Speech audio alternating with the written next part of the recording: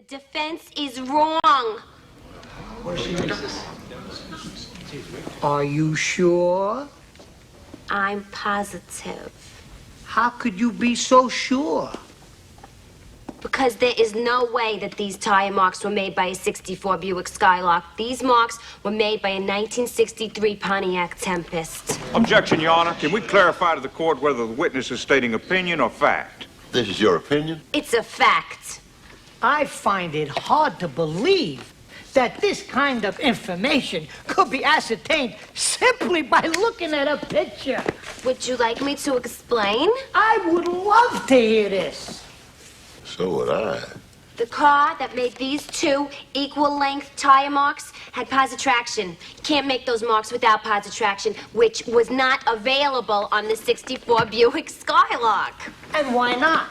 What is positraction? It's a limited slip differential which distributes power equally to both the right and left tires. The 64 Skylark had a regular differential, which anyone who's been stuck in the mud in Alabama knows. You step on the gas, one tire spins, the other tire does nothing. That's right. Is that it? No, there's more. You see, when the left tire mark goes up on the curb and the right tire mark stays flat and even, well, the 64 Skylark had a solid rear axle. So when the left tire would go up on the curb, the right tire would tilt out and ride along its edge. But that didn't happen here. The tire mark stayed flat and even. This car had an independent rear suspension. Now, in the 60s, there were only two other cars made in America that had positraction and independent rear suspension and enough power to make these marks. One was the Corvette, which could never be confused with the Buick Skylark.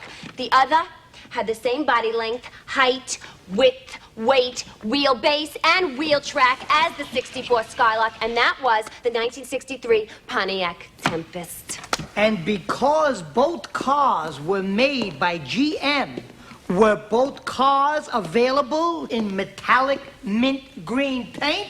They were. Thank you, Ms. Vito.